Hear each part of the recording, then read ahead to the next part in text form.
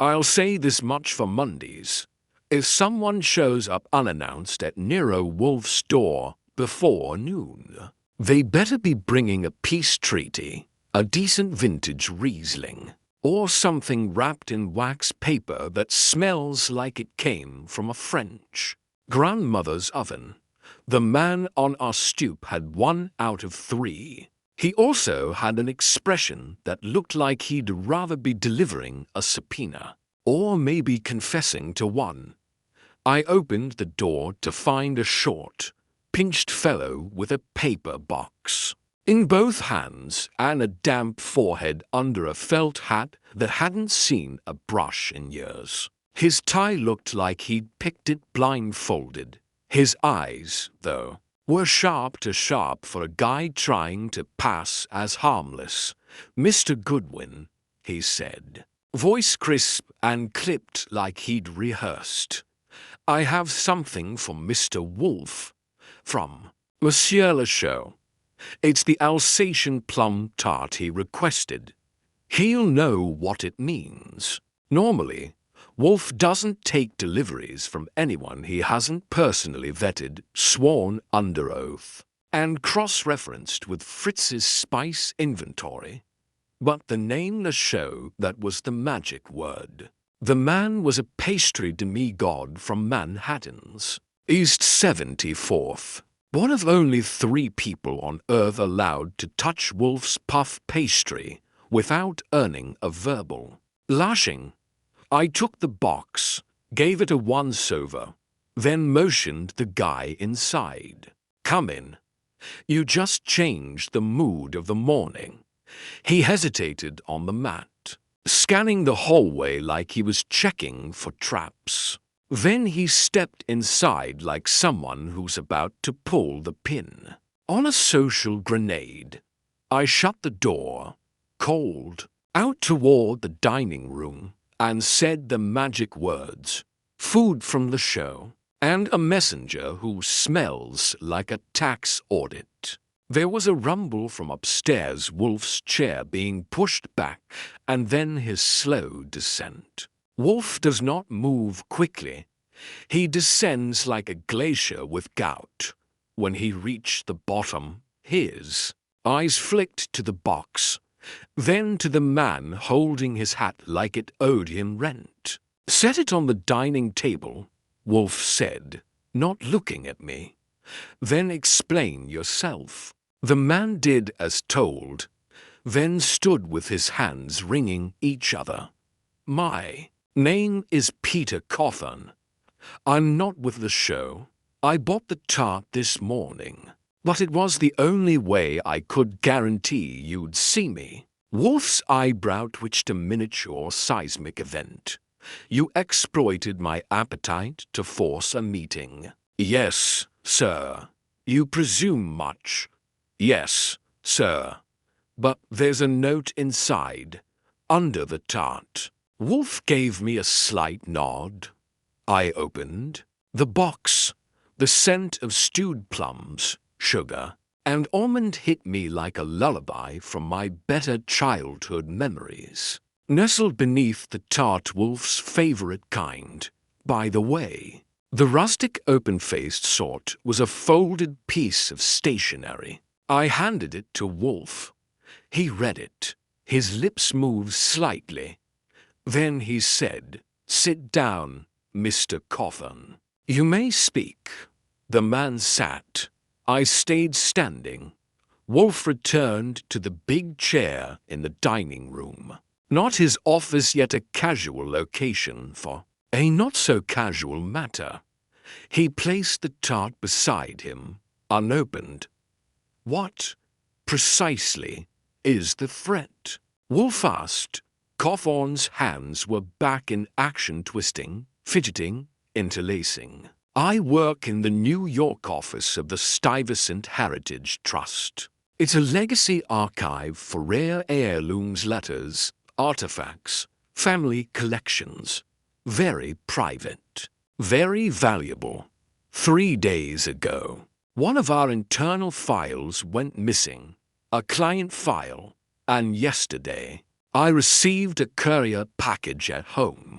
It contained this tart, a photograph of the stolen file, and a note, the one you just read. I had to ask, and it says what? That if I don't convince Mr. Wolfe to take the case and recover the original document, the contents of the file will be leaked to the media. The client involved is prominent. Wolfe tapped the note on the table twice, a soft thunk. You're being blackmailed. Mr. Coffin, through pastry. That is novel. Yes, sir, but I'm not the one being blackmailed. The file concerns Mrs. Ruth Alderling. Wolfe's eyes opened a fraction wider. I took the cue. That's the senator's widow. Ruth Alderling. Wasn't she? Yes, Wolfe said. She was. Continue. Coffin adjusted his collar. She donated a portion of her husband's war correspondence to the trust.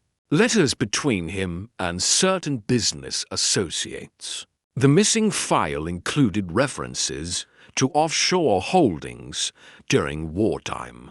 Contracts nothing illegal, but certainly damaging if misinterpreted, especially with her political connections. And your connection to her. I'm her nephew. Of course he was. Wolfe closed his eyes for a long breath. When he opened them, he spoke as if dictating to himself. Someone has accessed a confidential file, removed it, and chosen to alert you not with a demand, but a tested challenge. They wish me involved not because of your aunt's reputation, but because I will understand why the theft occurred. Can you help us? I have not agreed to help you, Mr. Coffin. I have agreed to finish my breakfast uninterrupted. But Wolfe raised a hand. You may wait in the front room. Mr. Goodwin will retrieve your contact details. If I choose to pursue this, you'll be informed. Coffin opened his mouth, thought better of it, and nodded. He rose and followed me out. When I came back, Wolfe was inspecting the tart like it was an encrypted message from a former lover. Then he looked at me. Archie, begin a file, title it, The Pastry That Came with a Threat, and fetch me the address of Sol Panzer. I may wish to speak with him before lunch. The game was on. Wolfe just hadn't admitted it yet. Sol Panzer arrived before noon, wearing his usual wrinkled raincoat and a face that could make a clock run backward. He didn't knock, because he never knocks. Sol's idea of ceremony is breathing. Wolfe had summoned him with a one-line note delivered. Through me. Inquiry pending. Details oral.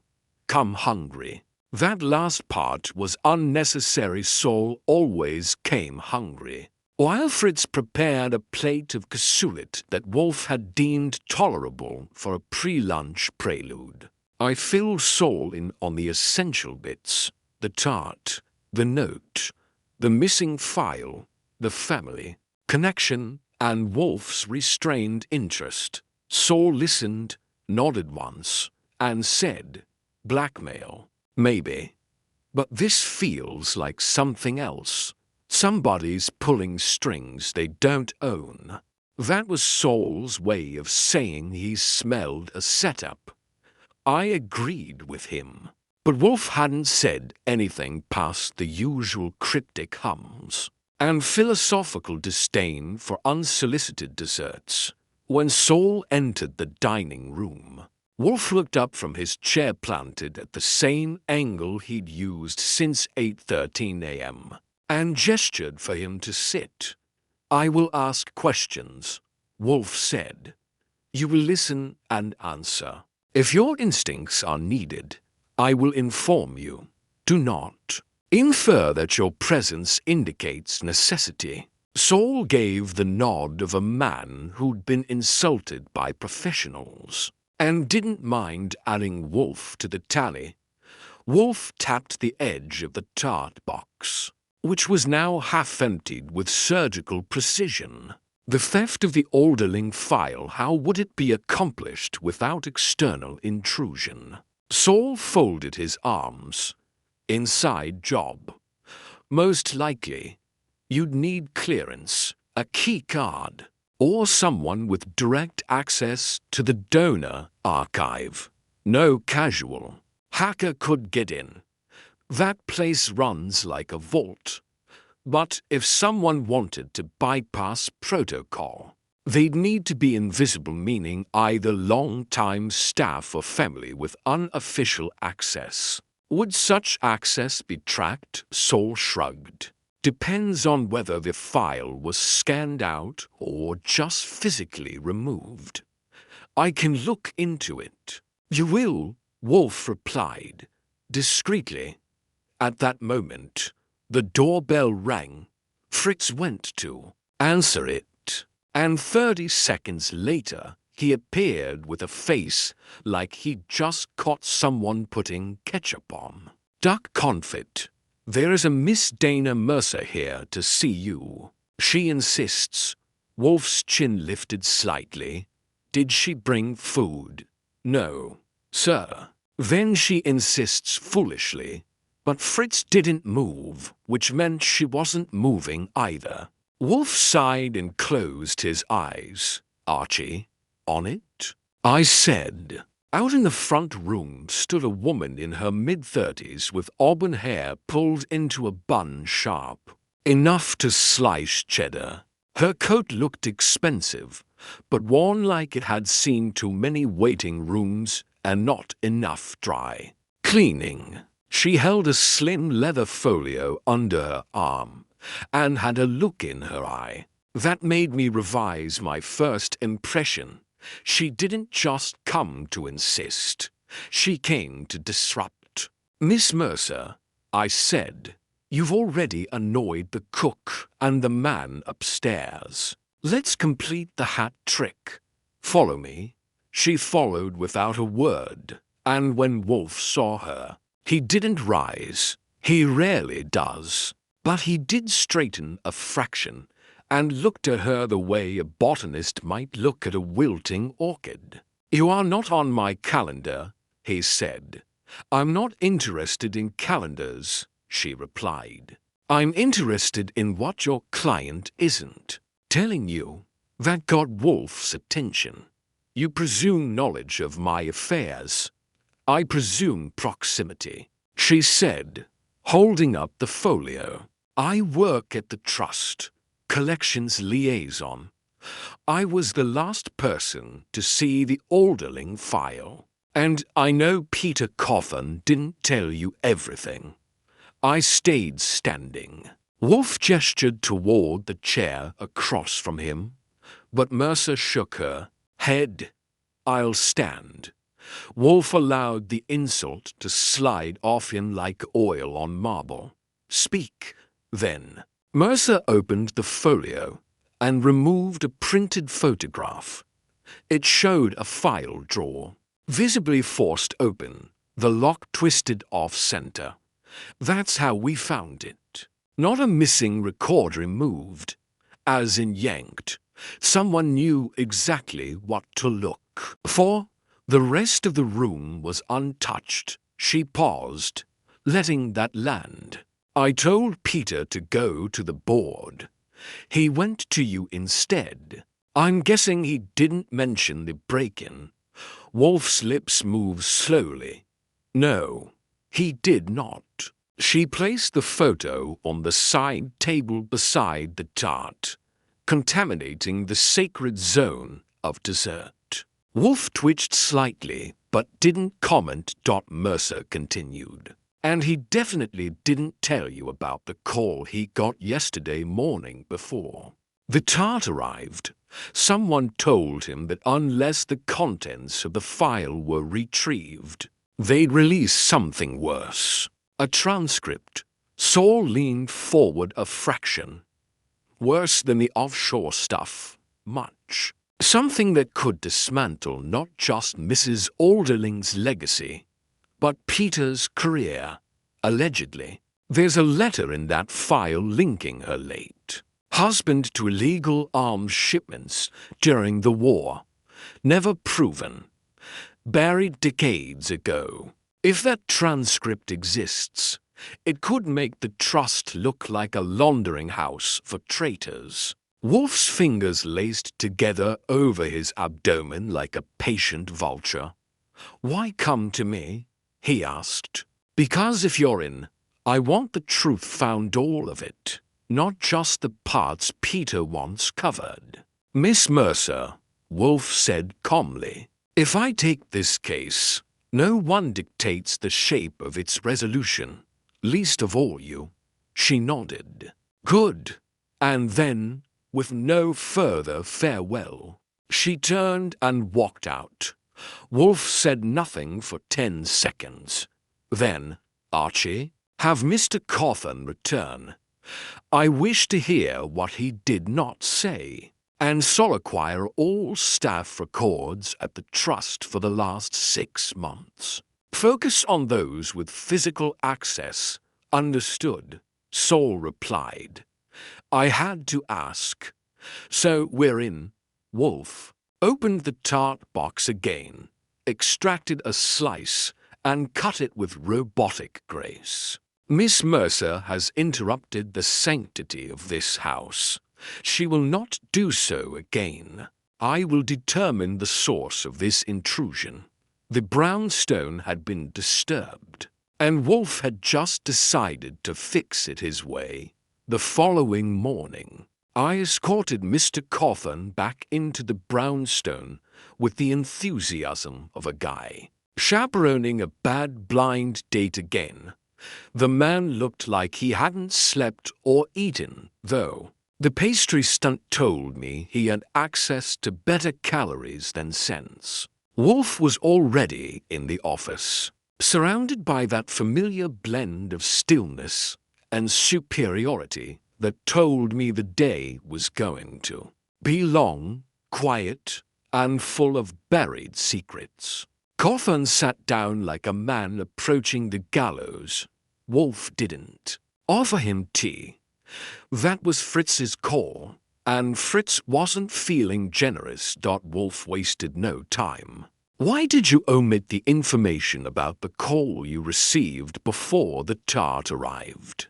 Cawthon blinked, then shifted in the chair. "I didn't think it was relevant." Wolfe grunted. It was pivotal. I didn't lie. I didn't want you thinking I was panicking." "You are panicking," Wolfe said flatly. "Now speak plainly. Who knew about that file?" Cawthon folded, just like that, for people. "Myself, Dana Mercer, the archive director Leo Dross, and a private collections consultant Dr. Gabriel Kern. He's been working with us on cataloging military correspondence." Wolfe raised an eyebrow. "Dr. Kern, his affiliation, former professor of wartime ethics at Columbia, now consults on military provenance. Wealthy, odd, likes control, Goodwin. I was already on it." I opened my notebook and scribbled down the names. Dana Mercer, Leo Dross, Gabriel Kern. 3 suspects, plus the man now nervously sweating in Wolfe's chair. 4, if you included him. "And given his selective memory, I did," Cawthon added. "Kern had requested access to the Alderling file 2 weeks ago. I approved it. He reviewed it on site under Mercer's supervision. Unattended, no. But he's persuasive. He talks like everything he touches already belongs to him." Wolfe hummed.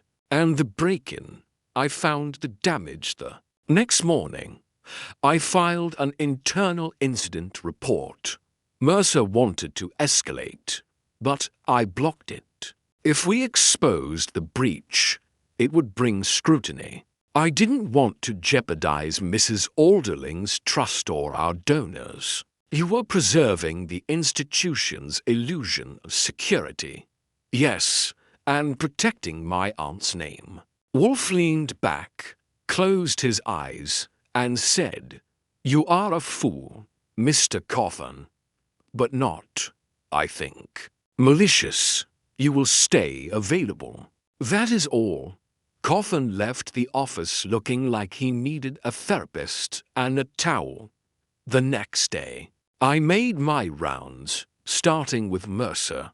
She met me at a little cafe on Lexington, sharp as ever in a grey wool coat and the kind of stare that made sugar packets tremble. I played it easy at first jokes, charm, just enough wit to lower her guard. It worked, barely. "You want to know who could have accessed the file?" she said, sipping something green and overpriced. "Leo Dross has a master key to the collections room. Kern has charm and arrogance. But if I'm honest, I think the weak link is Leo." "Why?" "Because he's tired. He's worked there 20 years, and lately he's been forgetful. He misplaces boxes, misfiles records.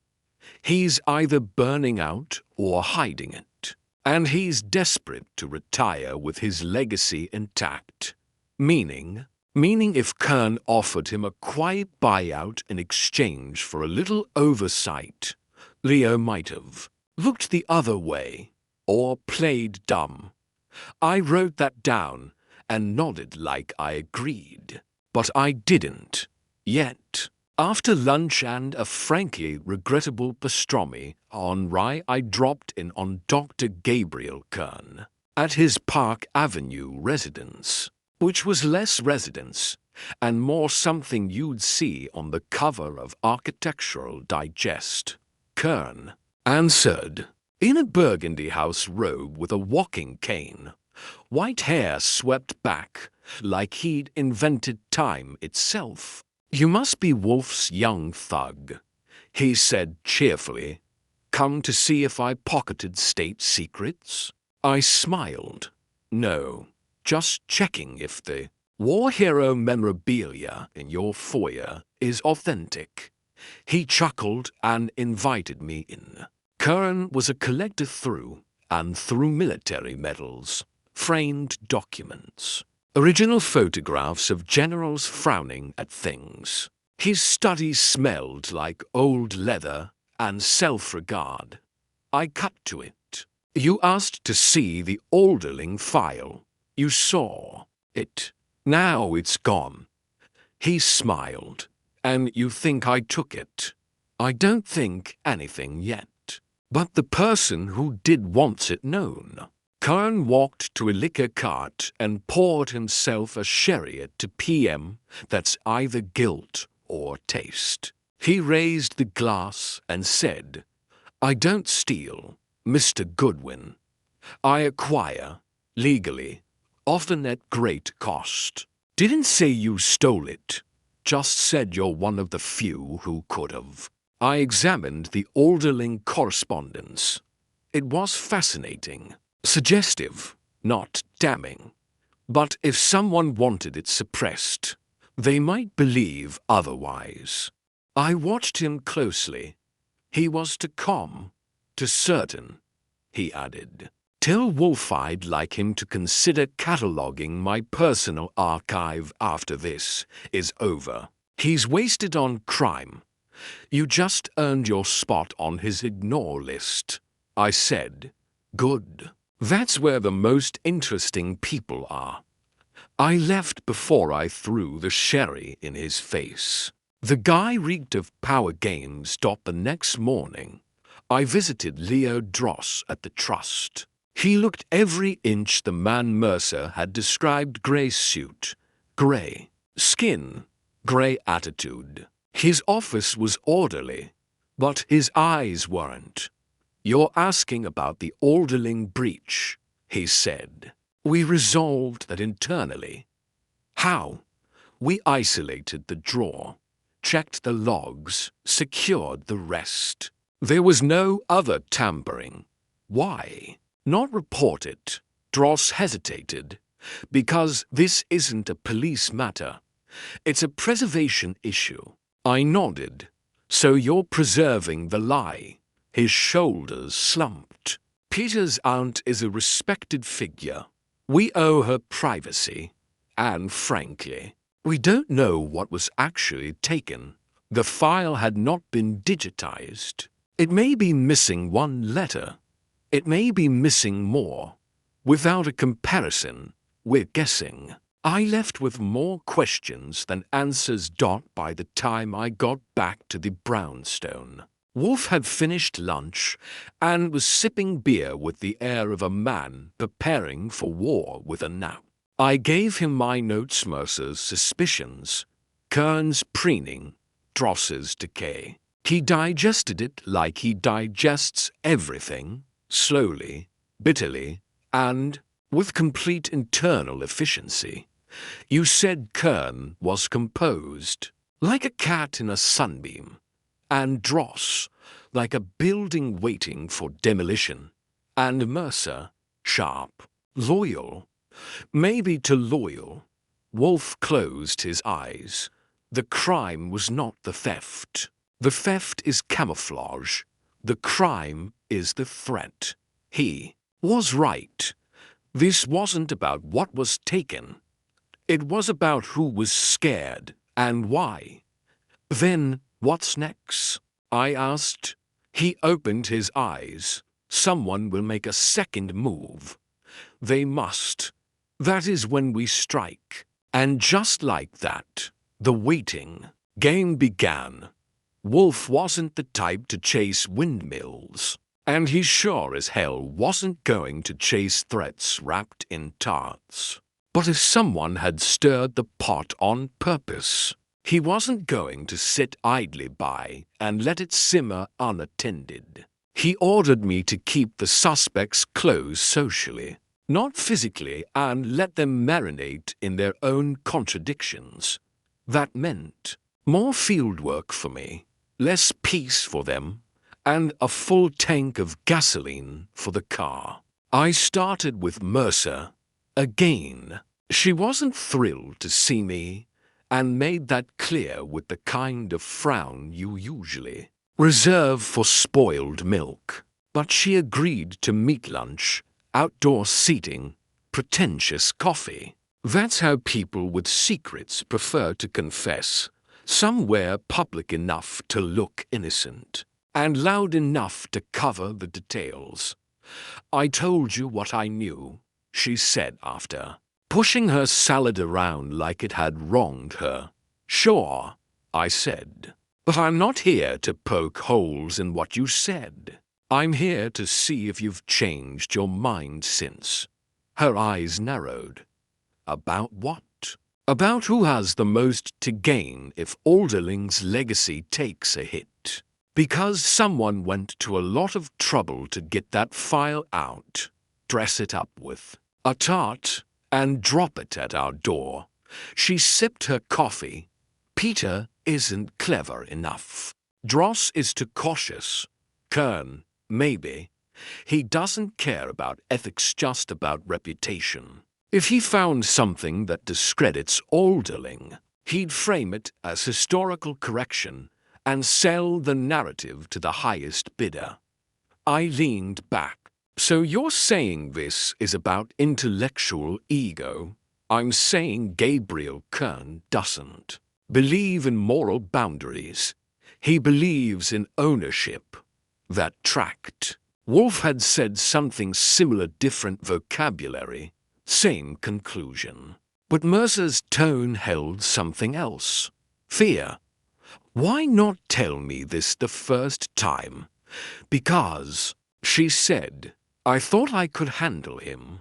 Now I'm not so sure. That made two of us. Later that afternoon, I paid another visit to Dross.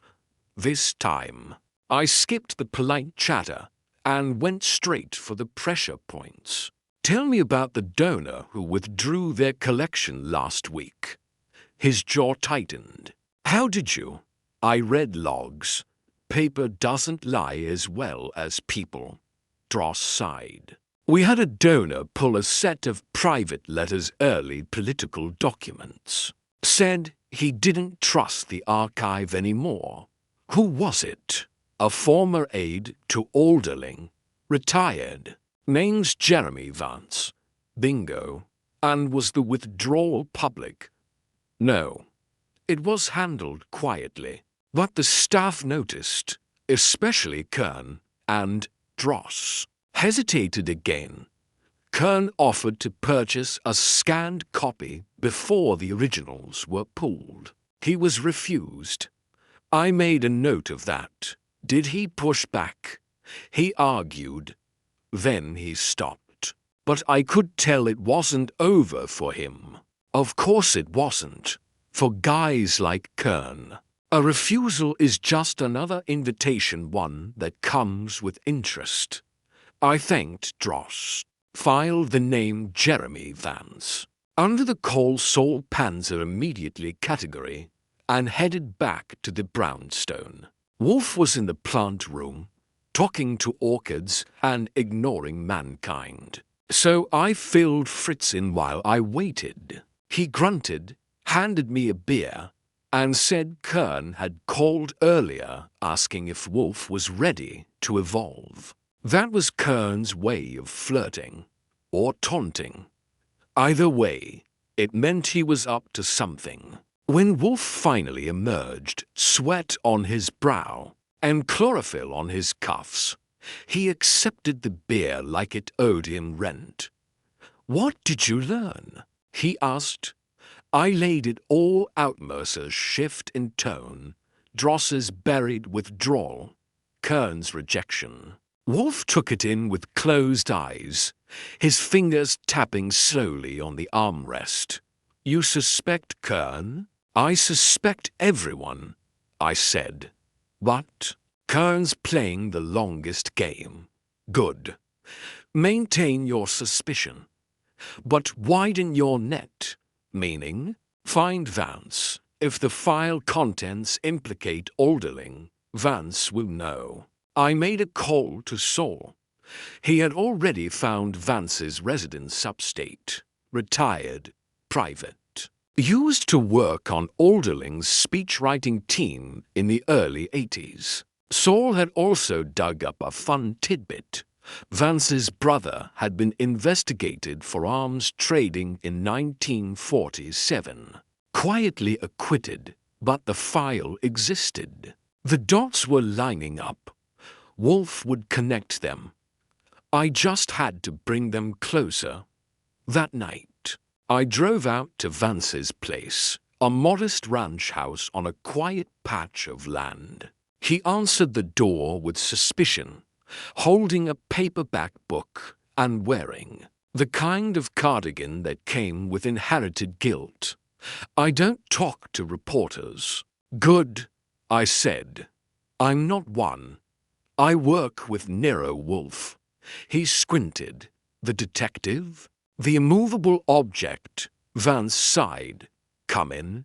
But no tape recorders. His living room was filled with boxes, personal files, annotated documents, and dusty volumes that looked like they'd seen the insides of too many basements. He poured us tea, which I didn't touch, and sat with his hands folded. "You're here because of Alderling's file," he said. "I figured it wouldn't. Stay buried. You know what was in it. I wrote some of it." That answered that. Were there letters mentioning arms shipments? Implied, never stated. Alderling was careful. But context matters. If someone wanted to frame him as a profiteer, they'd only need to leak the right phrases out of context. Like, Kern. Vance's jaw tightened. Gabriel Kern is a manipulator. Brilliant, but unprincipled. He doesn't care about history, just narrative. If he's behind this, It's not to expose the truth. It's to reshape it. I asked the obvious question. Why not come forward? Because I'd be dragged into it. My brother's history would be unearthed again, and I'd be discredited before I spoke. So I pulled my documents and waited. I nodded. You have copies of the Alderling letters. He hesitated. Some, not all. Enough to show the full picture. Though, would you let Wolfe see them? If it stops Kern from rewriting history, yes. I took the copies, thanked him, and left with the weight of decades in a manila folder. Back at the brownstone, Wolfe read the letters silently. Then he looked up. Vance is truthful. The letters are mundane in tone but damning in the right hands. This is not theft. It is framing slow and deliberate. So Kern planted the note. No, that would be too direct. He baited someone. Perhaps Cawthon, perhaps Dross. The question is not who stole the file, it is who delivered it. That night, I couldn't sleep. Not because of the case, but because of Wolfe's tone. Something had shifted. He wasn't just playing defense anymore. He was hunting. I woke up to the sound of Wolfe calling my name, which was unusual and unwelcome. He didn't bellow. Wolfe doesn't bellow, but his voice traveled through the brownstone like an accusation. I found him in the office at 6:48 a.m., which, if you know Wolfe, is practically a federal offense. The only thing worse than Wolfe awake before breakfast is Wolfe already annoyed before breakfast. He was standing, not sitting, by the bookshelves, looking at a row of volumes that had been slightly disturbed. Now, I'll admit, I'm not a book whisperer, but I knew Wolfe's system better than I know my own birthday. The third shelf, left wall volume placement was symmetrical. Always. And now it wasn't. Wolfe didn't look at me. He just said, "Who entered this room after dinner?" "Only you and Fritz." I said, "I locked up at 10. You told me to leave the file cabinet open for morning review." He grunted. "Did you?" "Of course. You were still with the orchids." He pointed to a slim monograph on European agricultural policy, dry even by Wolfe's standards. It was slightly pulled from the shelf. This was moved, and the letter I placed inside it is gone. That got my full attention. "You stashed a letter in there." "A test," he said.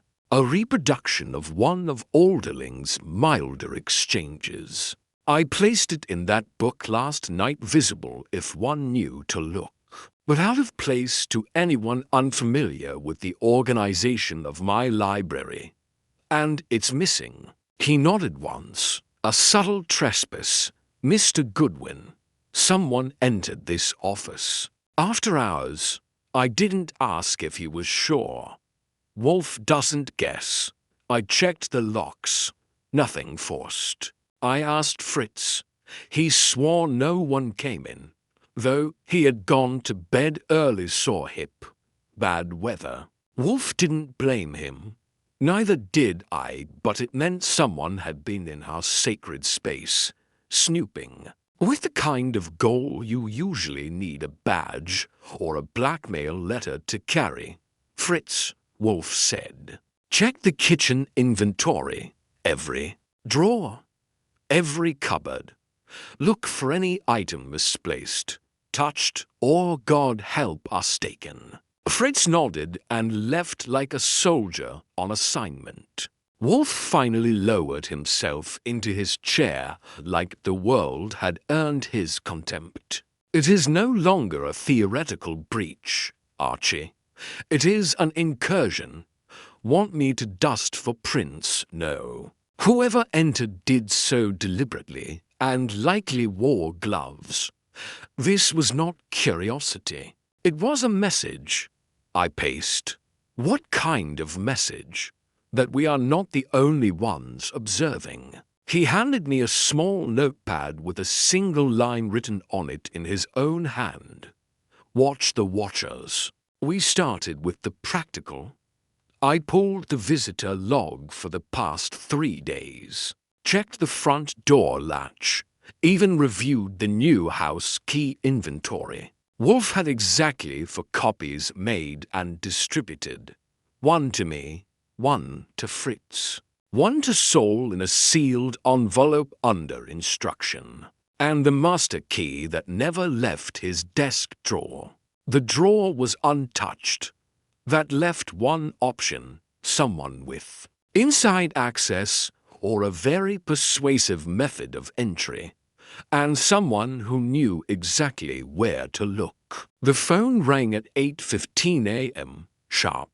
Fritz answered, then passed it to me with that look that said, "This person is about to ruin your day." "Archie Goodwin," I said. A familiar voice purred on the other end. "Gabriel Kern, Mr. Goodwin," he said. "I hear the brownstones. Doors aren't as sacred as they once were." I gripped the receiver. "I'm sorry. Did you say something worth repeating?" He laughed. "I admire Wolfe's system. But systems crack, especially when information leaks from the inside. You saying you broke into the house? No, no," Kern said. "That would be crude. I'm saying you should watch your allies, not your enemies. Good day." He hung up. I relayed the conversation to Wolfe. He didn't blink. "Then he knows," Wolfe said, "about the missing letter." "Yes." Meaning the letter or a version of it was valuable enough to risk retrieval. We must assume it contained something perceived as damaging. But it didn't. To us, no. But narrative, Archie, context and omission. That letter, stripped from its surroundings, could suggest collusion. You think Cawthon leaked it? Possibly. He's nervous. But I suspect someone else enabled the breach. Wolfe turned to me with a rare edge in his voice. "I want everyone back in this house. One at a time. Dross, Mercer, Cawthon, Kern, even if we must lure them. With fiction, that's not going to be easy. Then do it with difficulty." That afternoon, I started with Mercer. She was the most reasonable of the group and the least likely to object to another visit, especially if I told her Wolfe had a new theory, which he always does, regardless of truth. "I'll come," she said, "but I'm not sitting in a room. With Kern, you won't be. One at a time. You get the first slot." She arrived at 4 o'clock sharp. Wolfe greeted her with silence and a glare. She sat. He wasted no time. "A letter has gone missing," he said, "from this office last night." Mercer looked genuinely surprised. "How? I thought you were here yesterday," he said. "Did you mention anything about our setup to anyone?" "No. Not to Dross. Not to Kern, no. And I didn't know where you kept your documents." "Indeed," Wolfe said. "Yet someone did." She looked shaken. "You think I told someone without realizing it? I think someone used you, or used your presence." I watched her carefully. There was no flicker of guilt, just concern. She didn't know. She left after 10 minutes. Wolfe said nothing as she exited. He just signaled for the next. Cawthon came next, sweating again. "You told me the file was stolen," Wolfe began. And you told me Kern had no access after his review. Yet something he said this morning indicates knowledge he should not possess. Coffin stammered. I haven't spoken to him. No. But someone has. He hesitated, then sighed. After I left your house, I called him. Wolfe's mouth didn't move, but I swear the temperature dropped. Why? I was scared. He's persuasive. He said if I cooperated, he could ensure none of this ever came out. And didn't tell him anything specific. I just said, we were investigating. He asked about the documents. I didn't. You gave him the shape of the thing, Wolfe said, if not the bones. Coffin folded in on himself. I'm sorry. You will be, Wolfe said, if this continues. Dross came last. He was quiet, defensive. When Wolfe told him about the missing letter, he said nothing for a long moment. Then he spoke. There was a courier request when, yesterday, Gabriel requested the return of a book he said he left in the library. I authorized Fritz to hand it over. Wolfe's eyes narrowed. Fritz never mentioned this. He didn't know what it was. I told him it was personal. I said it was. Approved. You enabled the removal. Dross nodded. Yes, and the courier. I didn't see them. Just signed the form. Wolfe didn't speak for a long time after that. When Dross left, Wolfe turned to me. It was not a trespass, he said. It was an extraction, and we delivered it. I sat down. So we're compromised. No, he said. We're armed. And for the first time since the Tart arrived, Wolfe smiled. The next morning arrived like a sharp knock on the skull. Wolfe didn't rise early, he never did, but by the time I poured my second cup of coffee, he was already in the office, seated, still, and glaring at the world through a curtain of orchid leaves. That alone told me the pressure had changed. Wolfe thrives in pressure like yeast in an oven, but only if he's the one controlling the heat. He wasn't. We'd handed the enemy exactly what they needed. The reproduction letter Wolfe had stashed, carefully chosen to appear mundane in full context, was now missing and likely in the hands of someone whose hobby was distortion. We hadn't been robbed, we'd been baited and used. And now Wolfe wanted balance, or better yet.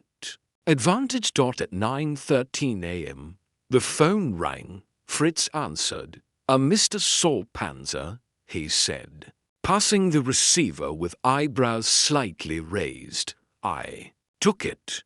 Goodwin. Sol's voice came through tight and low. Got something. Surveillance. 2 nights ago, the alley behind your place-and-marked vehicle stayed 10 minutes. Left without headlights. License plate belonged to a rental outfit in Jersey.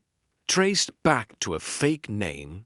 Video footage gone by the time I got there. I whistled. Someone scouted the brownstone. Looks that way. They didn't enter from the back, just checked angles. Probably looking for vulnerabilities. I relayed this to Wolfe, who absorbed it without a blink. We are under siege, he said flatly, by cowards who use narrative instead of weapons. And that surprises you? No. But it clarifies things. At 10:30 a.m., a small envelope arrived. No stamp, no postmark. Just slid under the front door by someone either stealthy or suicidal. I picked it up, opened it, and pulled out a single photograph. Wolfe saw it and exhaled once through his nose. That was his version of alarm. It was a photo of me, sitting across from Jeremy Vance in his living room. Nothing illegal about it, just two guys talking in a well-lit room, but it was dated and time-stamped. The implication was clear. Someone was watching Vance, watching me, and they wanted us to know. Fritz entered behind me, glanced at the photo, and said, "Unclean people." Wolfe nodded, yes, and desperate. The pressure wasn't building, it had already landed. We were being surveilled. Letters were being stolen. Lies were likely being shaped as we spoke. Wolfe needed reinforcements. "Get Saul," he said. "I need a net." By noon, Saul was in the dining room with us, notebook in hand, and eyes already calculating 10 different angles. "I want them watched," Wolfe said. "All 4. Dross, Mercer, Kern, and Cotham. Especially Cotham." Saul raised an eyebrow. "You think he's tipping them off?" "I think he's flailing, and a drowning man clutches anything nearby." Saul nodded and made a few notes. I asked, "You want all of them tailed or just monitored?" "Both," Wolfe said. "I want habits, movements, meetings, phone calls, discrepancies. Someone will slip." While Saul moved out, I made my next play. Wolfe needed an opening, something real. So I did something Wolfe would hate. I made a call to Kern. "Mr. Goodwin." Kern answered smoothly. "Have you had enough of the moral high road?" "No," I said, "but I thought you might enjoy a stroll on it." Wolfe's curious. He wants to know why you didn't just publish the letters yourself. "You've had access. I haven't had ownership," Kern said. "Context matters. Without the originals, the risk of challenge is too high. But you have enough to play games." "Not yet, but I will." I played it slow. "You sure you want Wolfe involved?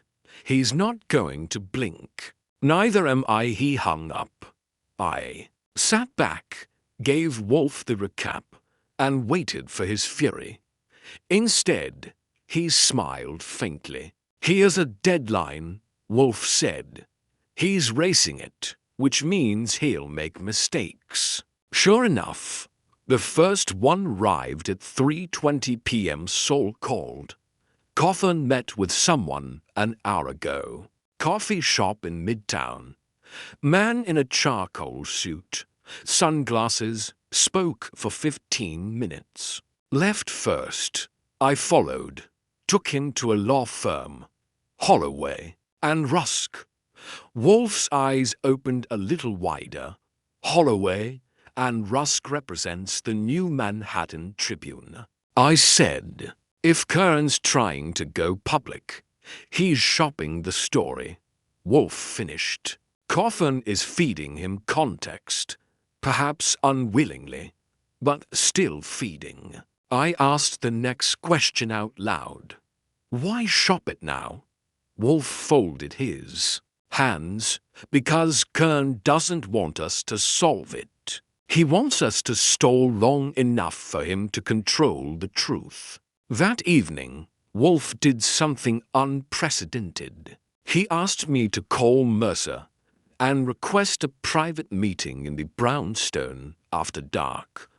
Not official, not recorded, just her and Wolfe. When she arrived, she came alone, coat tight around her, and eyes scanning every corner like she expected ghosts. Wolfe didn't stand. He never does. But he spoke clearly. "Miss Mercer," he said, "someone has made you a pawn. I intend to give you a choice." She looked uncertain. "Go on."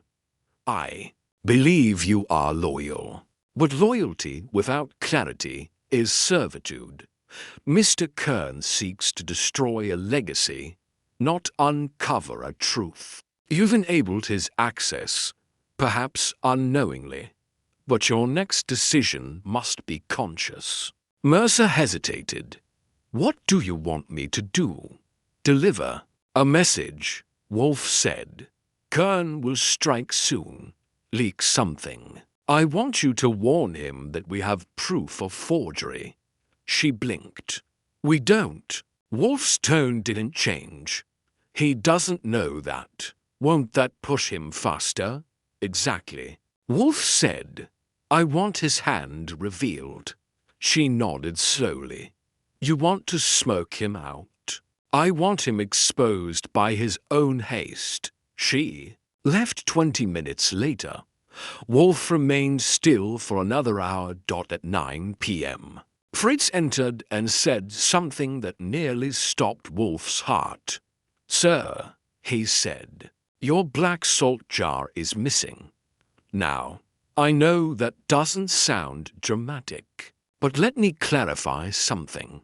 Wolfe's spice rack is sacred. Each item in its place, each labeled, catalogued, and monitored by Fritz, like a holy relic. And the black salt jar wasn't just exotic, it was Wolfe's tell. A small black ceramic container, unmarked by Fritz's design, used only when Wolfe was brooding or plotting. Its placement never changed. Its absence was like removing a bishop from the chessboard. Checked twice, Fritz said. Gone. Wolfe didn't move. Then he's been in the kitchen. The trespass wasn't subtle anymore. It was personal. Now Wolfe was ready to close the jaws.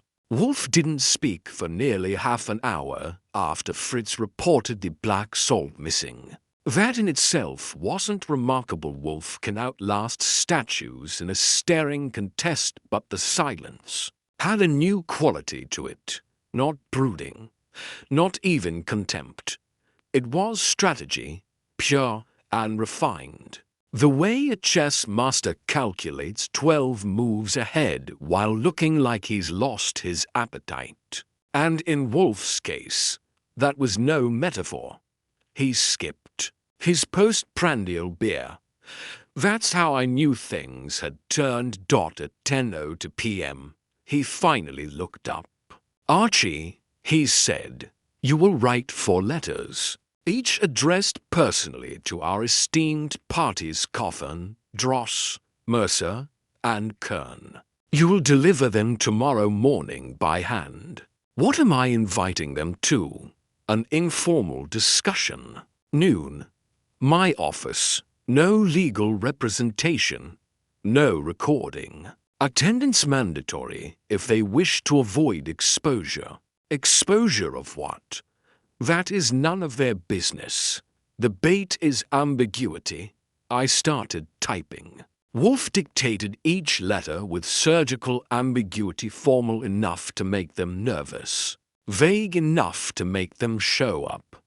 I delivered them at sunrise, starting with Cawthorne, who looked like he'd spent the night trying to confess something to a mirror.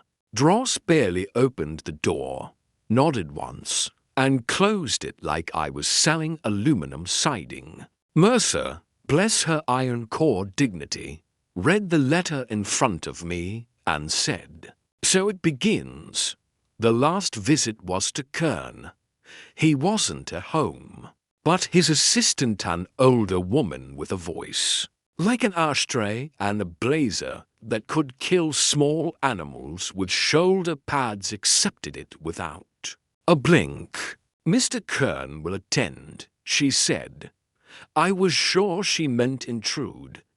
Back at the brownstone, Wolfe was already in the office, watching Fritz polish the brass desk lamp for the 3rd time. He had instructed Saul Panzer to remain in observation mode, but stay off the property. Wolfe didn't want any shadows in the room, just pressure. Thick and clean dot at exactly 12 o'clock noon. The doorbell rang. Mercer arrived first. She wore charcoal grey and carried nothing. Just a sharp gaze and a lot of suppressed breath. Dross followed, a full 6 minutes late. His tie was askew, and his eyes darted like he hadn't slept. He barely greeted anyone. Cawthon came next, pale, tired, and about one wrong word away from either a confession or a nosebleed. Kern was last, of course. He walked in at 12:18, offering smiles like business cards and a vague apology that no one asked for. Traffic, he said. Even New York can't outrun its own drummer. I closed the door behind him. Wolfe, seated with a napkin across one knee and a stack of manila folders on the desk, didn't stand, didn't smile, and didn't welcome anyone. He simply began. This office, he said, has been violated. So has the truth. I dislike both. One I tolerate for necessity. The other I intend to rectify. Kern smirked. Vague proclamations. Mr. Wolfe, you will listen, Wolfe said, his voice heavy as granite. Or you will leave. But if you leave, your name will be the first one I utter when the press calls. Silence. Good. He turned his gaze to Dross. Mr. Dross, you allowed a courier to retrieve a book from this house. That book contained a letter of decoy. You enabled its removal. Explain. Dross swallowed hard. I thought it was approved. I was misled. By whom? By Cawthon. He said you sanctioned it. Wolfe's eyes moved to Cawthon. Did you? Cawthon blinked. No. Leo must have misunderstood.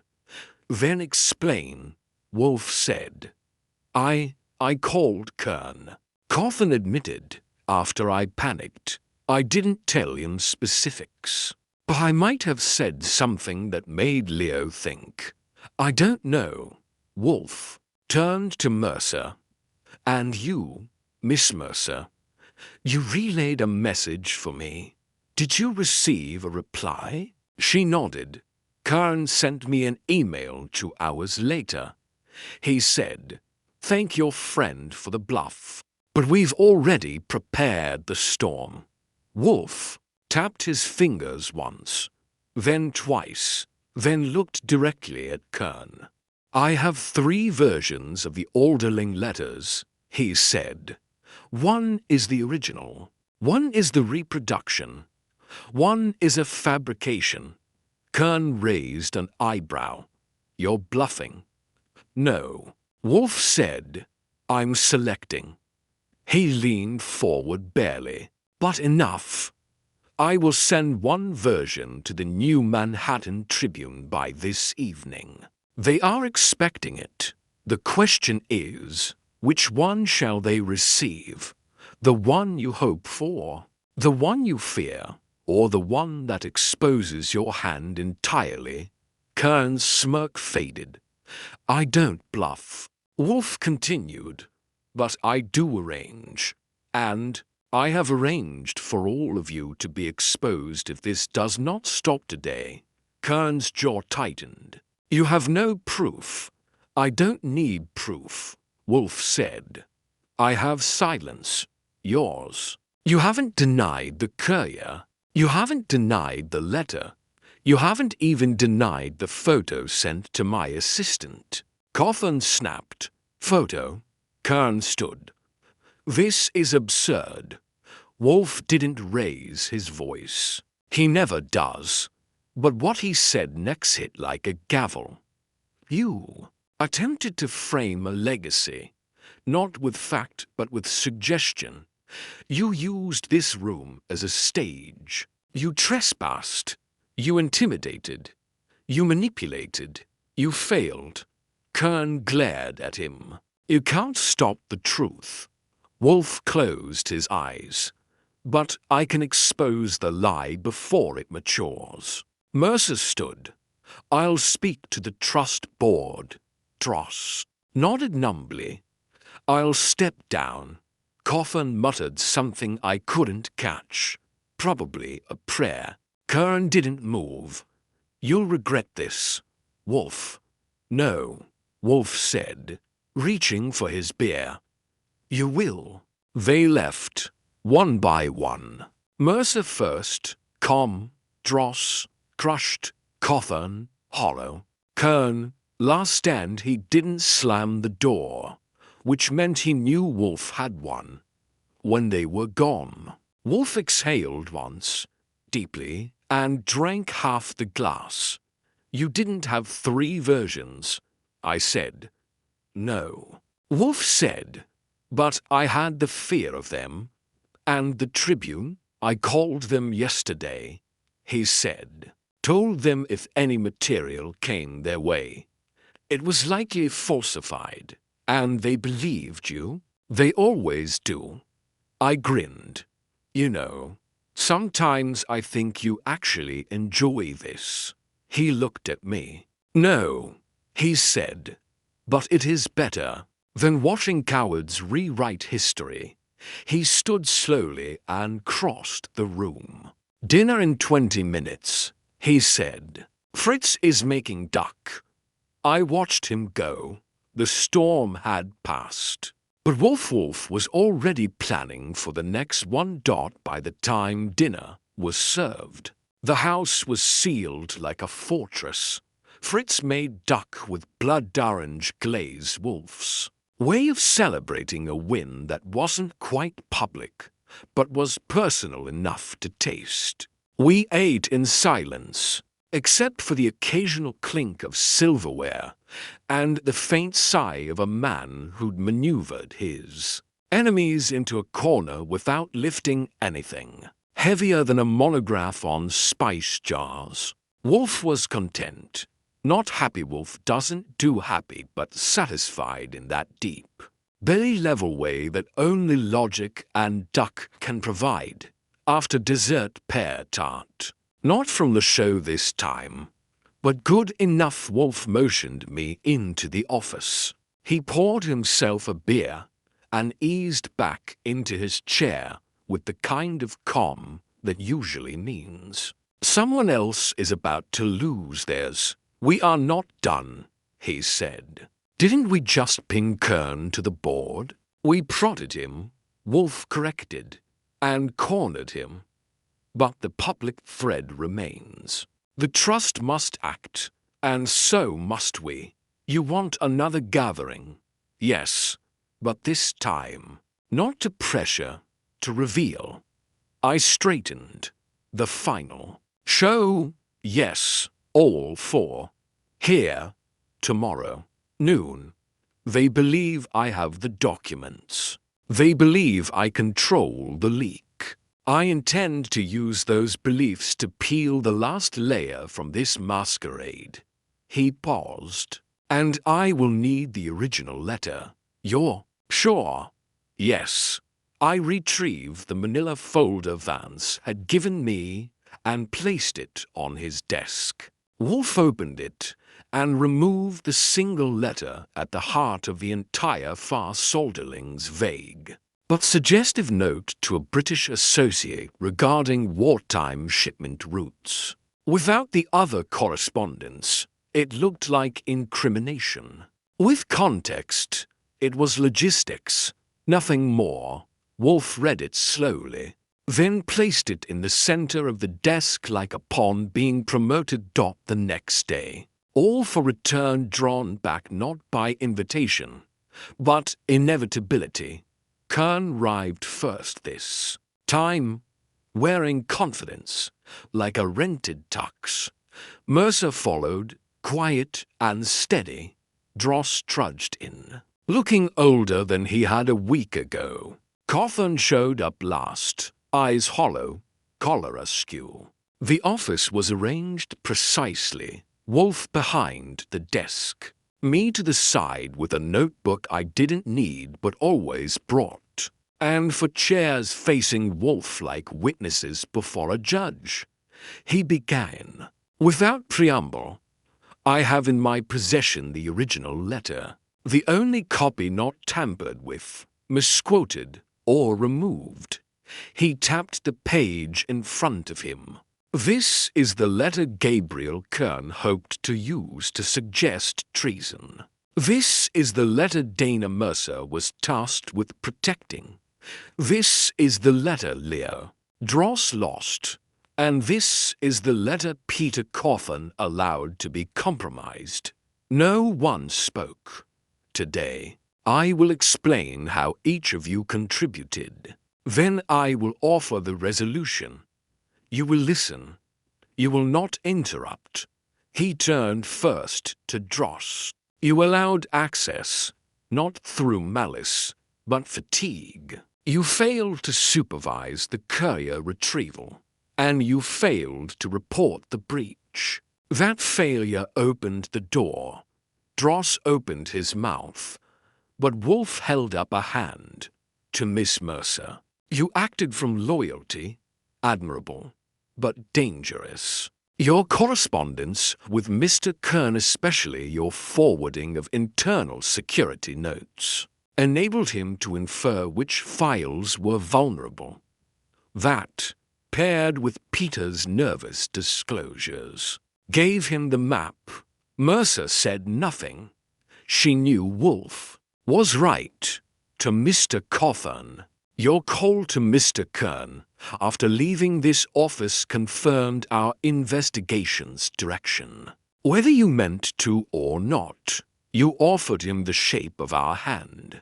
Coffin lowered his eyes. Then Wolfe turned to Kern. "And you, sir, orchestrated it. Not through theft but manipulation. You knew the field's content wasn't damning. But you also knew how to weaponize ambiguity. You let others do the work. The removal, the miscommunication, the panic. You merely arranged the symphony." Kern folded his arms. "You don't have proof." Wolfe nodded. "No, but I don't need it. I have the letter, and I have your reaction." He lifted the page. "This document will be handed to the trust board, along with a full audit trail of its custody, from original donation to current retrieval. If you wish to contest its validity, you may do so publicly." Kern's jaw tightened. "You're bluffing again." "No, I'm offering the truth, and the opportunity for the trust to clean its house." He looked at Dross. "You will resign." Dross nodded. "Miss Mercer will serve as interim director." She blinked. "I what?" "You're the only one who acted with clarity.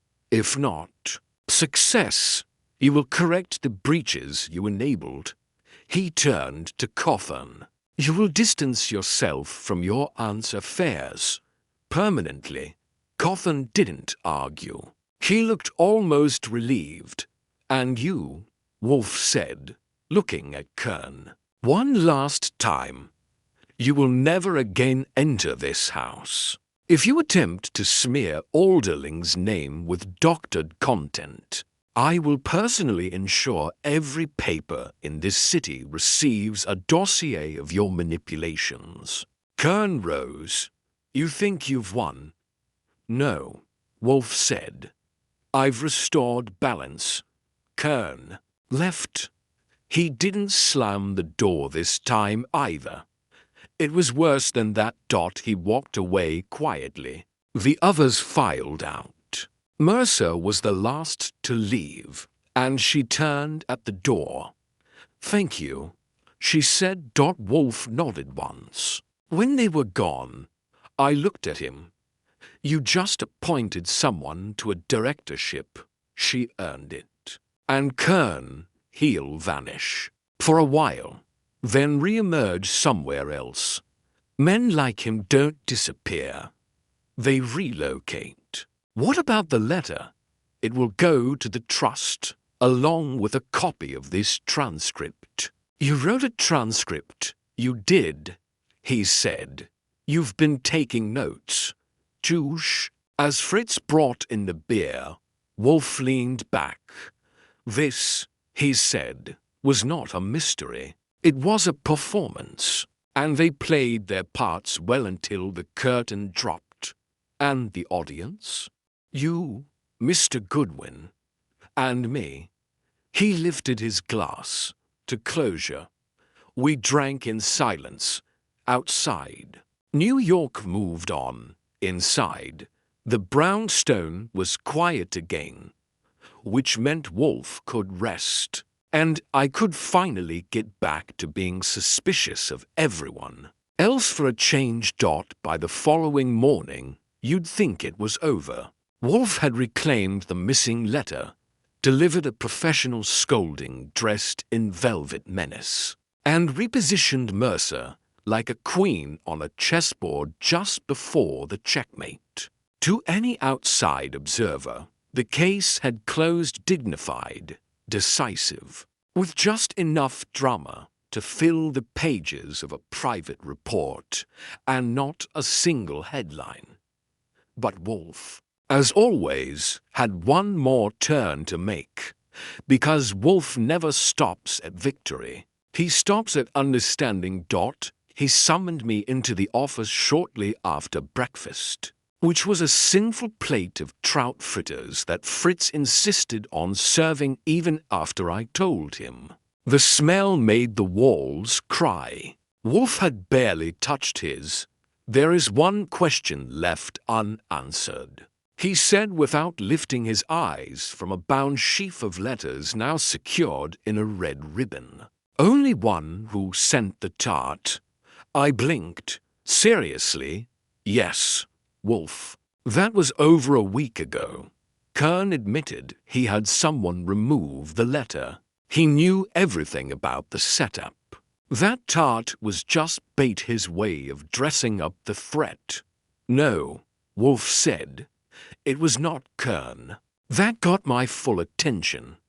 I pulled out my notebook. But he waved it off. I do not want a log. Mr. Goodwin, I want clarity, okay? Walk me through it. He stood slowly, like a tide rolling in, and moved to the globe by the bookshelf. He spun it once, then stilled it with a finger. Kern is meticulous, arrogant, a manipulator. But he does not stage dramatics. The tart was sentiment, not strategy. You're saying he wouldn't send food. I'm saying he wouldn't have chosen the show. He would have sent a press leak or an anonymous email. He believes in distortion, not symbolism. Then who did? Wolfe sat back down. The letter was placed beneath the tart. That was not accidental. It was a gesture, a signal. And the only person in this case with both emotional motive and access to the trust's security system. He let the sentence hang. I finished it. Dross. Yes, I leaned forward. But he confessed to the courier mistake. He folded like origami. Why stage the pastry drama? Because he was conflicted. Wolfe said. He could not steal the file. He could not expose Kern, but he could create noise just enough to draw attention without directly implicating anyone. You're saying Dross sent the tart to get you involved? Yes. I whistled low. So all this began because he wanted you to fix it. He couldn't trust Mercer too close to the fire. He didn't trust Coffin too nervous, and he feared Kern. But he knew one thing, that I would respond to the show. And you did. I did. Wolfe reached for the phone and dialed. Miss Mercer, he said calmly when she answered. I believe you have inherited a library in quiet disarray. Ask Mr. Dross about the tart. He will understand." He hung up without waiting for a reply. I stood there, digesting it all. The tart hadn't been a threat, it had been a distress. Fair. The letter wasn't baited, was on SOS. Dross had staged the entire entry into Wolfe's world because he trusted no one else to stop Kern. Before he pulled the narrative rug out from under Alderling's legacy, Wolfe looked at me. "You have questions?" "A few." He gestured. "Indulge yourself." "All right. Why not expose Dross? He has already resigned, and he acted to preserve truth. That earns him a measure of grace. Did he know what Kern was planning? He suspected, and feared it, but lacking evidence or resolve, he used the one mechanism he believed would act swiftly. Me. You ever get tired of being everyone's last resort? "No," Wolfe said, "but I resent being summoned by Pastry." He leaned back, tapped the file again, and said, "This was not about crime. It was about control. Kern wanted control over legacy. Dross wanted control over damage. Mercer wanted control over consequences. Only Coffin was simply trying not to drown. And us? We were asked to arbitrate, which is always messier than solving a murder." I nodded slowly. "So what now?" "Now," Wolfe said, "we send the letter back to the trust. We deliver copies to Mercer. We file our report.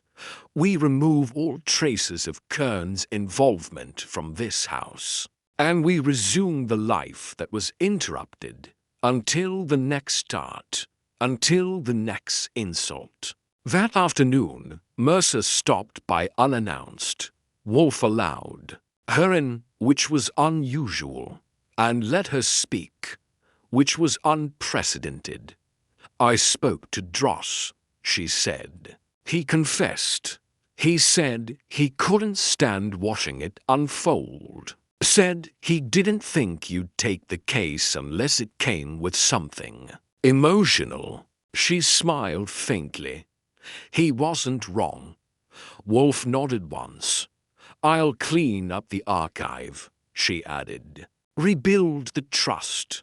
Quietly, honestly, Wolfe raised his glass. "Then the legacy is in good hands." She left with the letter, not triumphant, but resolved. I sat back down. "You know," I said, "we never actually caught a criminal." "No," Wolfe replied, "but we prevented a distortion." He closed his eyes and said nothing else for the next 20 minutes. I knew better than to disturb him. Dinner that night was simple roast chicken, lemon rice, mint peas. Wolfe ate slowly, deliberately, but with contentment. The house was still, the file cabinet locked, the salt jars back in order. Outside, the city was noisy and impatient. Inside, Nero Wolfe was once again untouched. The house held a rare kind of stillness the next morning, the kind that settles after all the doors have closed, the voices have quieted, and the enemy has fled not in handcuffs, not with headlines, but with the sting of being outplayed in their own game. Wolfe didn't rise early, and he didn't have to. There were no more tarts, no phone calls with veiled threats, and no documents hiding under duckrecipes. Just com. But com at Wolfe's address never lasts long, not because of new clients, but because Wolfe doesn't leave puzzles unshelved. He has to put every piece in its rightful place, and he does so not for justice or even satisfaction, He does it because it offends him to leave a mess in the architecture of Logic Dot at 10:05 a.m. He summoned me into the office. He was seated, as usual, behind his desk, but instead of a file or a note, he had in front of him a small glass dish Fritz's doing, no doubt with a single preserved plum. From the tart, he stared at it like it might confess something. "Archie," he said, "you will draft a final memo for our files. On the case, yes. Title it The Pastry That Came with a Threat. Poetic. It is accurate." I sat and opened the folder. "How do you want it filed? Under attempted blackmail, legacy sabotage, kitchen infiltration?" He didn't smile, but his eyes almost twitched. "File it under reputation warfare. Not exactly a criminal code. It is the new currency." I made the note. Wolfe spoke. Slowly, deliberately. We began with a tart. Within it, a letter. Around that letter, a tangle of fear. Each player coven, Mercer, Dross, Kern entered the narrative carrying their own motive, disguised as duty. And we exited with none of them in handcuffs. That was never the goal. He said, "You forget, Mr. Goodwin, some threats are quieter than murder. They bleed reputations instead of bodies." I nodded, scribbled that down. "Did Mercer send a follow-up?" I asked. "Yes," Wolfe said, tapping a small note on his blotter. "The Trust Board has accepted her interim leadership. They've requested assistance in restructuring document oversight. You're going to help them?" "No. But I recommended a candidate. Let me guess. Saul Panzer's cousin with the cataloging obsession." Wolfe nodded. "Miss Elspeth Panzer. Competent, obsessive, incorruptible, perfect. Was Kern mentioned? They will review his contributions, which is polite language for exile. Think he'll retaliate." "Kern does not retaliate," Wolfe said. "He withdraws and publishes. I expect a book within the year, likely fictionalized, heavily footnoted and structurally dishonest. Want me to leak it early? No. Let him write. Let history judge him. Quiet men like Vance will always outlast the loud." Speaking of Vance, I called him just before lunch. He was calm, composed, and grateful. He confirmed that Mercer had called him directly to thank him for his discretion and had offered to restore his documents. On his terms. "She's got backbone," he said. "I didn't expect that. She learned from the best," I replied, watching Wolfe sip his beer. After lunch, the rest of the day unfolded in small, clean pieces. Saul dropped off a report final movements of Kern, who had quietly cleared out of his midtown residence and relocated to D.C., where, according to Saul, his brand of smug might go unnoticed. Dross sent a formal letter of resignation and a handwritten note thanking Wolfe for restoring equilibrium. Wolfe didn't reply. He never does. But he kept the note. Coffin, the poor sap, mailed in a signed statement recusing himself from all future trust business. Citing professional strain, I filed that one under reluctant redemption. The only person who didn't follow up, Kern. No letter, no call, no tart.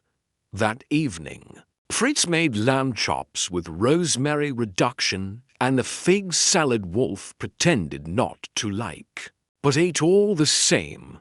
I poured the beer, cleared the plates, and leaned against the frame of the office door while Wolfe adjusted a volume on Roman agriculture. "Quiet night," I said. "Yes. Want to keep it that way?" "No." I raised an eyebrow. "Looking for work?" "No," he said. "But the world will send it soon." He wasn't wrong. It always does. Before I left the office for the night, I looked at the file on the desk, the pastry that came with a threat, a neat stack now. Nothing more to add. Or so I thought. At 10:17 p.m. the doorbell rang. I opened it. No visitor, just an envelope. Inside, a newspaper clipping. An obituary. Jeremy Vance, 77. Dies peacefully at home. No cause listed. No foul play implied. Just a simple notice. But the date was yesterday. I brought it to Wolfe. He read it once, then laid it beside his glass. "Heart failure," he said. "You sure?" "Yes. Natural." Wolfe didn't answer right away. Finally, he said, "There is nothing more for Vance to give." He entrusted the truth. Perhaps he considered that enough. I nodded, but something about the silence lingered. "He died quietly," I said. Wolfe looked at me, as many honest men do. That night, the brownstone slept, but I didn't. Not because of fear, because of the weight of what hadn't happened. No rest, no explosion, just a man dying with history folded beside him and a detective who solved a case. Not by chasing blood, but by defending something rarer, integrity. Wolfe closed the file the next morning. "Shall I keep it in the active drawer?" I asked. "No," he said. He handed it to me. "Put it with the closed files, but mark it red." Red? For the color of what was nearly lost. And so, with a tart, a lie, a letter, and a house full of orchids, Nero Wolfe once again proved that justice isn't always loud. Sometimes it's quiet, precise, and laced with plums. The snow came early that year. It drifted past the high windows of the brownstone in slow, silent flurries, blanketing West 35th like a fresh start. Inside, the warmth held steady courtesy of Fritz's meticulous timing and Wolfe's absolute refusal to acknowledge winter as anything but a seasonal insult. The orchids thrived, the beer remained cold, and the world outside could have been 1,000 miles away for all Wolfe cared. That was how he preferred it. It had been a week since the obituary arrived. Jeremy Vance was laid to rest with little fanfare.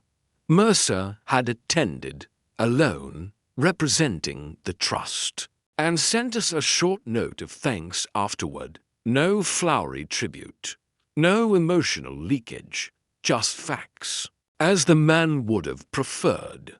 Wolfe read the note once and filed it under correspondence. Resolved. Gabriel Kern, as expected, had not resurfaced. Saul confirmed he'd accepted a guest teaching slot at a private university in D.C. and had begun the early stages of drafting his revisionist memoirs. Whether it would name Wolfe or merely allude to him with the usual backhanded praise remained to be seen. Wolfe had already decided not to read it. As for Mercer, she had embraced her new post with what Wolfe called tolerable competence. She had implemented a dual verification system for archival access, reviewed every file that had passed through Kern's hands, and quietly restored Vance's documents to the trust's custody, sealed and annotated. In one of her final messages, she included a line Wolfe actually approved of. Truth, like paper, requires preservation before someone folds it. Still, for all the outcomes, Wolfe had not yet spoken about the one question I knew was still on his mind, the real question he'd never admit had lingered. Since the first plum tart arrived at our door, why him? Why did Dross, a man teetering on the edge of professional disgrace, choose Wolfe to step into the shadows of a case that wasn't murder, wasn't theft, wasn't even technically criminal? I finally asked him one afternoon after Fritz had left for groceries and the house was as quiet as the orchids. Why do you think Dross came to you like that? I asked. The tart, the fake note, the whole performance. He could have gone to a journalist or even Mercer. Wolfe was seated as always, eyes half closed, hands folded over his stomach like a monument to inertia. Because I do not embellish, he said after a pause. That's it. He opened one eye. He didn't want resolution. He wanted restraint. He knew others would expose. I would contain. I leaned against the doorframe. So that's your reputation now. Wolfe finally looked up. There is power in being trusted to be immovable. Dross knew I would not be tempted by scandal, nor manipulated by panic. I would demand clarity, and in that clarity, preserve what was salvageable. I nodded. You think Mercer will hold the line? She will, he said, until someone else forgets why the line matters. He poured a small beer, his second of the afternoon, and took a deliberate sip. Mr. Goodwin, he said, you and I deal in lies, but only to excavate the truth. Even if that truth is just someone trying to rewrite a legacy, especially. Then he closed his eyes again. Truth is fragile, Archie. It doesn't shout. It waits to be remembered. That was Wolfe's version of poetry, and coming from him, it meant something. I let the moment hang, then stood. I'll get the mail, I said, unless you're expecting another tart. No, he muttered. Fritz has forbidden it. As I left the office, I glanced back once. The firelight danced against the walls.